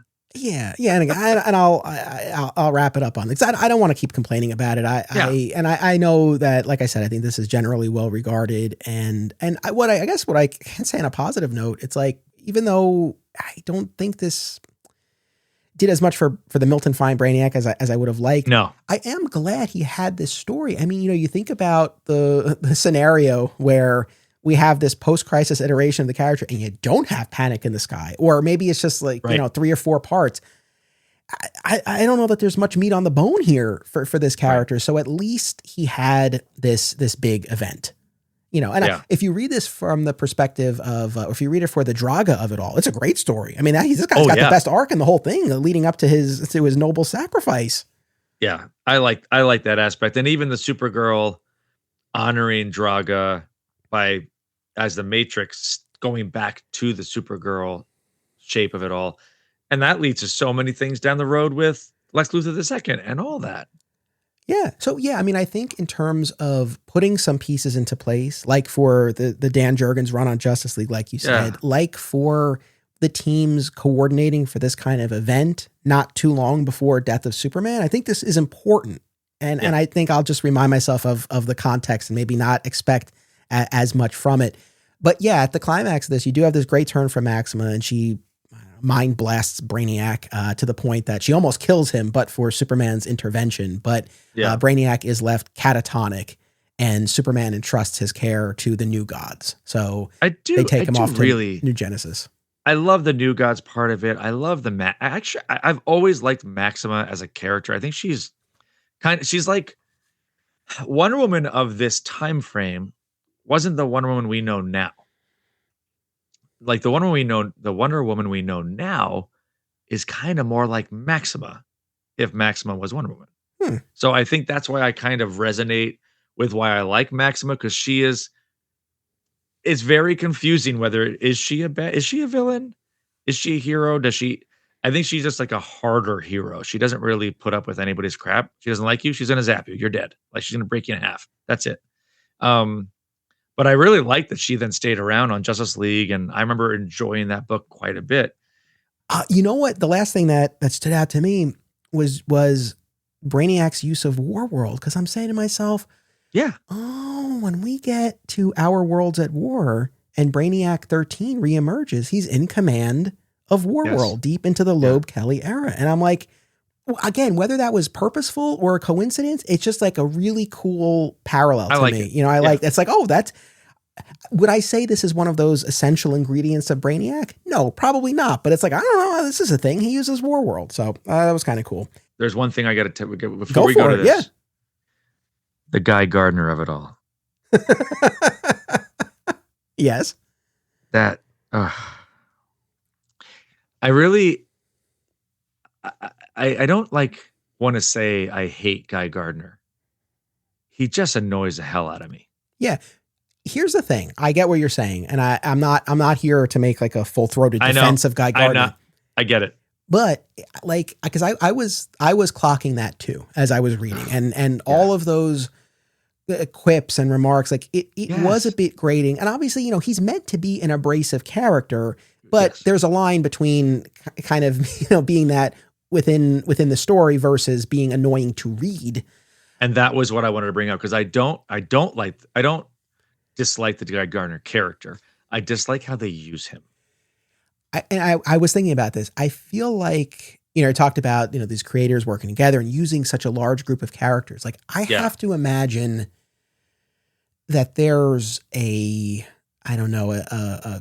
comfort or an ease in having a character, because you have all of these characters and you don't want them all to sound the same. Right. So when you have a character like Guy, who's so abrasive, or a character like Captain Marvel, holy moly, right? His little square or old fashioned or whatever. I think it's easy to like latch on. And I'm not saying like the writers did anything wrong per se, but I think like it's easy to latch on to them because they have such distinct voices and points of view. And it's a way to have some differentiation as opposed to just like the sea of heroes who their lines could be friggin' interchangeable and it wouldn't make a difference, Right. but not with Guy. And so I feel like And that's probably why fair. that's probably why they lean on him more and why they lean into that more. But like, I get what you're saying. I felt the same. Yeah. Okay, thank you. Good. That was my last note that I want to make sure because I remember we said we mentioned it earlier, and I was like, oh, good. Yeah. That's why, look, in the movie, you cast somebody like Nathan Fillion. I guess it goes a long way towards like making the character go down a bit easier, you know? Exactly right. I love Nathan Fillion. All right. So this Dead good. Again storyline, we did not reread the entire thing because, like I said, I mean, Brainiac really only appears at the very end. I feel like we talked about Dead Again when we hit that portion of the Triangle era years ago, but I feel like the Dead Again storyline, interesting in a couple of respects. One, you know, then this is around the time of the Spider-Man clone saga, like the idea that, hey, that Superman who you thought came back isn't the real Superman. I don't think anyone at the time really thought that was going to be the case, but you know, something in the air. So it was an interesting idea. And I guess it was still close enough in time to Superman's return where not totally beyond the realm of possibility. It would have been unlikely, but possible, I guess. But I guess what was interesting about the story is just that like Superman takes this tour through his world and the DC universe as he's investigating suspects. And at one point he goes to New Genesis to check on Brainiac and he still appears to be comatose.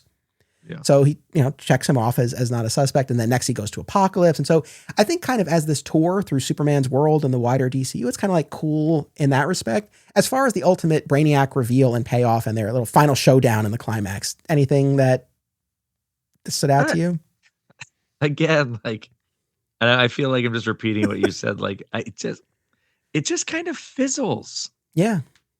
I think that's the hardest thing where it still ends with I'll get you, Superman, and then it doesn't really do anything. And I just get sad by that. I was like, oh, you didn't really give him much to do.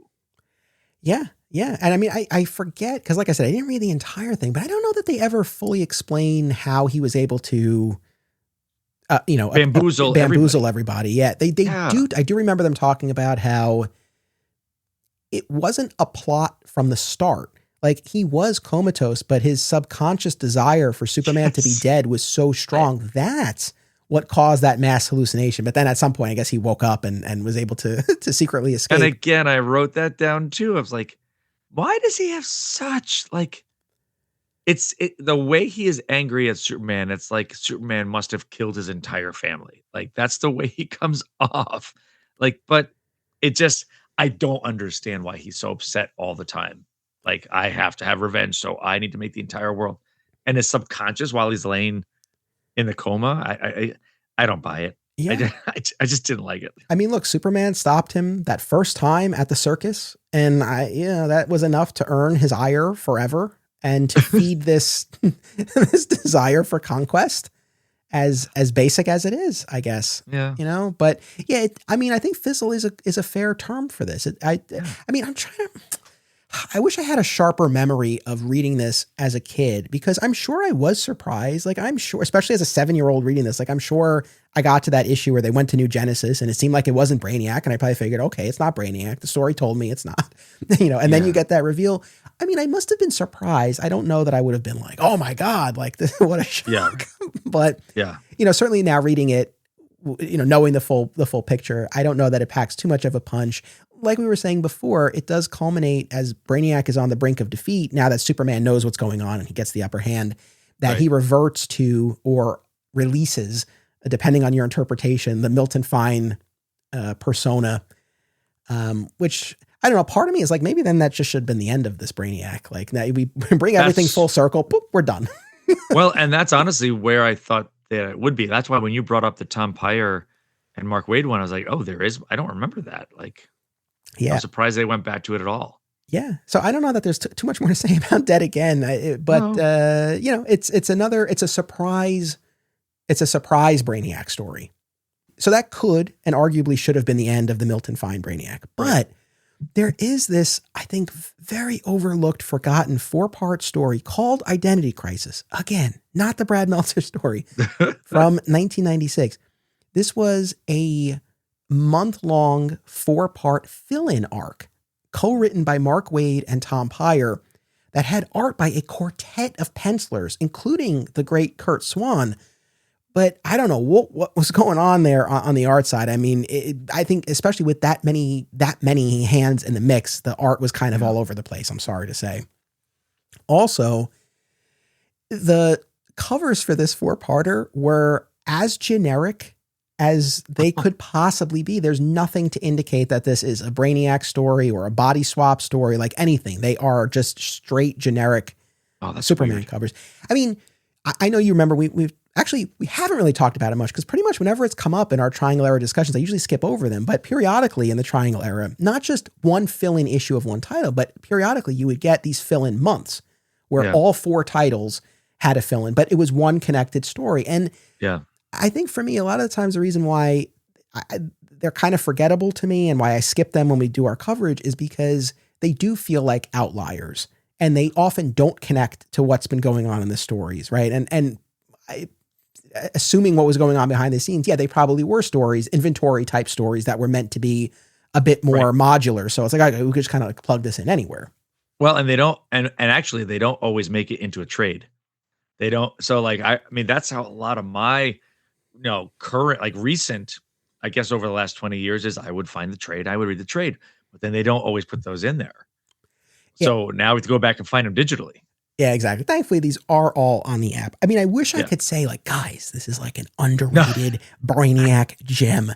No. Not so much, but I mean, notable, especially because we have Mark Waid as co-writing the story. But yeah, the gist of it is that Brainiac is, again, I'll keep this brief, but the gist of it is Brainiac's in the mental hospital.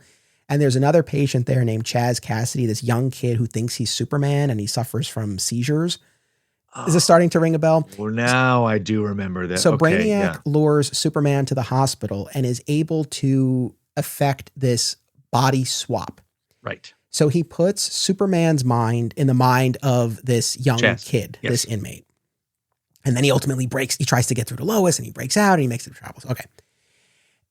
Brainiac takes control of Superman's body, as you would likely expect.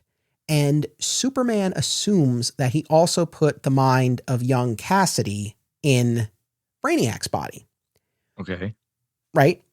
So it's not a traditional body swap. A three-way. He's thinking a three-way swap. That's the thing. Yeah. And it's funny because even when I sent you the list, I'm like, Superman and Brainiac swap bodies. That was my memory of it. But it's not that exactly. It's Brainiac in Superman's body. Superman in this young mental patient's body.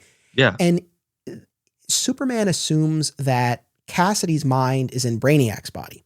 But no, we find out towards the climax of the story, Brainiac kept the kid's mind in Superman's body with Brainiac's mind so that Brainiac would have an understanding of how to act like Superman. Because this kid was obsessed with Superman and thought he was Superman. You guys following me as you're listening to this? All right. Now I get it now. But you know who is actually in Brainiac's body? Milton Fine. Shut up. So going back to what we were saying before, so I guess that does, give us some confirmation that, he was there all along. I mean, long story short, the kid is able to, exert enough control and everybody's put back where they're supposed to be. Well, then where is it at? So, so he goes back into Brainiac's body. Yeah. I see. That would have been a great way to actually then bridge the gap and finish it and leave Milton in Milton's body. And then send Brainiac's consciousness somewhere else. Right. And then that's eventually how he gets into the one we know of in Jeff Johns. Right. So we don't have that. Nope, we don't. We should. So I don't know. It's again, the art is rough. I'm so sorry to say, but the art is really kind of tough. But otherwise, I guess it's interesting to see Superman in that helpless physical form, yet still have to escape and save the day. The weirdest part of the story, you're like, that's not the weirdest part. The weirdest part of the story is, we talk about how Brainiac's motivation and his MO, they're like, kind of basic or hard to pin down. And here, all of a sudden, Brainiac's whole thing is that Superman's brain can't store all of Brainiac's data. All of a sudden, Bernie, this is a problem. Yes. And so The hard drive is too small. so he creates this. What is it? I don't know. He creates this like sphere, and it takes over the Metropolis airwaves and is able to essentially transfix all of the citizens of Metropolis and use their brains as data storage. And then he has plans to do that with the entire world, and Superman stops him in time. So it further pissed me off. Like if I was annoyed with Panic in the Sky, like, oh, you shrink things now? And then all of a sudden it's like, oh, data storage? Like when was this a problem? He's building servers somewhere in the middle of rural Kansas. And that then basically is the end of this Milton Fine Brainiac. But for this transition, which happens in Superman: The Doomsday Wars in 1998, this 3-part prestige format miniseries written and drawn by Dan Jurgens, which you and I covered as part of a Doomsday episode a few years ago. Yeah. Yeah. And Bernie's yawning. We're losing him. We better wrap this up. That is how little I care about the Doomsday Wars. Oh, and I like Doomsday Wars. But so there's a battle early on between Superman and still the Milton Fine Brainiac at the beginning of the issue. And he's severely injured. Yes. And this is the one with Pete Ross. Yes. Yeah. Okay. I do like, I lied. I do like Doomsday. So the Milton Fine Brainiac, he's severely injured, but then there's this Kaluan scientist ally who helps him. And long story short, Brainiac is able to transfer his consciousness into the body of Doomsday. And it's this big twist where it's like all of a sudden we have a smart talking Doomsday. What's going on? Well, it's Brainiac, but Doomsday's body / what constitutes his mind is rejecting Brainiac. And so the plan is to use the infant son of Lana and Pete, splice it with Doomsday DNA, mutate and grow it, and Brainiac will take over that form. Obviously, Superman saves the day and he stops that. And instead, because the Milton Fine form is now cannot be salvaged. And so at this point now, Brainiac takes up residence in a mechanical form. That was the backup. All right. So now at the end of Doomsday Wars, where are we left with Brainiac? Brainiac's in the robot body. That's it. And then he's just out there. And do we never hear that again? Well, and then bringing us home here, Y2K at the beginning of the Loeb Kelly era. So that Y2K is supposed to be that. Yeah, that's the Brainiac the Brainiac in the mechanical form is the Brainiac we start with in Y2K. His whole plot, and I went, because even though we just covered this last year, I was sitting there, I'm like, what the hell was the whole thing with that? And well, that's why I'm asking, because again, sometimes they're convoluted. I'm like, wait, is that the reason Yeah, so at the start of Y2K, like basically the then current Brainiac in the mechanical form, his plot was to use the electrical power of Earth to upgrade himself. That was his basic plot, right? Because there was this big blackout on New Year's Eve, right? He was going to upgrade himself. But instead, that surge of energy allowed his future form of Brainiac 13 to travel to the present. And initially Brainiac 13 tried to absorb the current Brainiac, but Brainiac took over the mind of baby Lena Luthor. That's right. There we go. Yep, we're back. Right. Okay. And then we get to the end of Y2K, and Lex sacrifices his daughter with the Brainiac 2 or 2.5 or whatever he's calling him at that point inside to Brainiac 13 in exchange for control of the B13 technology. But anyway, all of this last bit that we're talking about, like we're past the Milton Fine Brainiac at this point. We're in Brainiac 13 territory. I know obviously you haven't reread all that material, but I guess just generally from whatever you do remember, or just from the visual sense, I mean, just your take on Brainiac 13. Cause I mean, we're not doing a whole episode on him in this event, but we've talked about him a lot. You know, and we're mentioning him now. The only thing I really remember, and this is so peripheral, the only thing I really remember about that whole era is that I really liked the look. Like they did something digitally different. You like the 3D? art. Yeah, he was like 3D rendered. It was so interesting. No, I shouldn't say liked. It threw me. I was like, oh, well, because it was purposely supposed to be that way and very futuristic, different. And it was weird reading the book that had that and the traditional art. It was, now I see. Now you just ruined me because I'm going to go read all that again. So I'll be honest, I always liked the design of Brainiac 13. I did not like the 3D rendering, and I was happy that when he came back later in Our Worlds at War, he was just drawn normally. Yeah, I agree.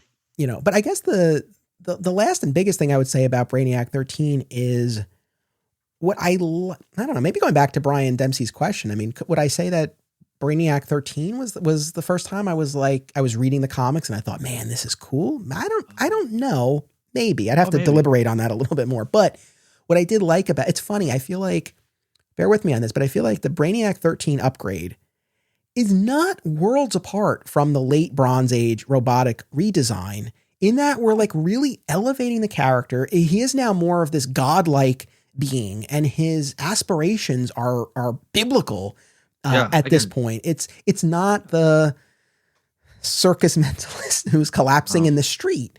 Right? Like it's a whole other scale now for the character. It's bigger stakes. That's the thing. Yeah. There are actually big stakes and a reason behind it and a goal.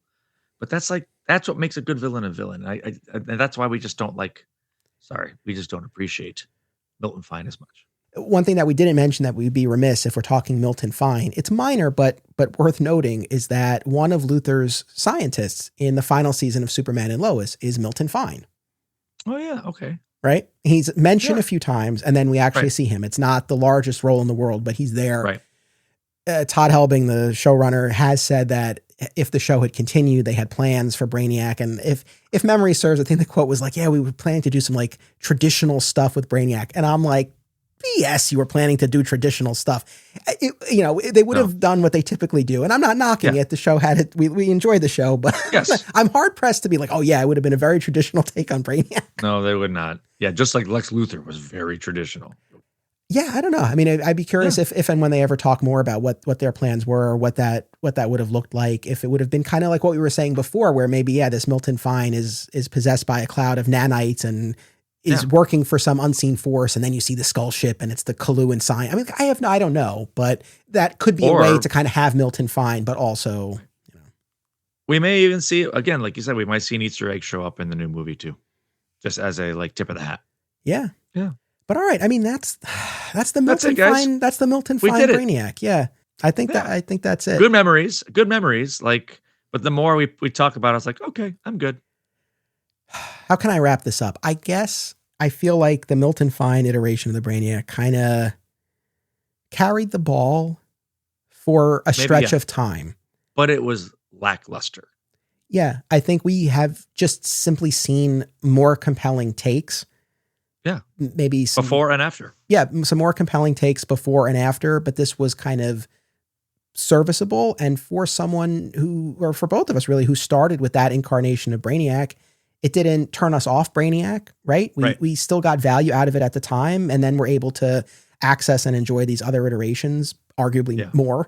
So I think it served its function at the time. But yeah, like I said at the top, I mean, if I'm James Gunn and I'm looking at this era, other than maybe the name, well, I say all of this, watch Man of Tomorrow starts, they're at the circus. I'd be like, what? Oh, dude, I swear.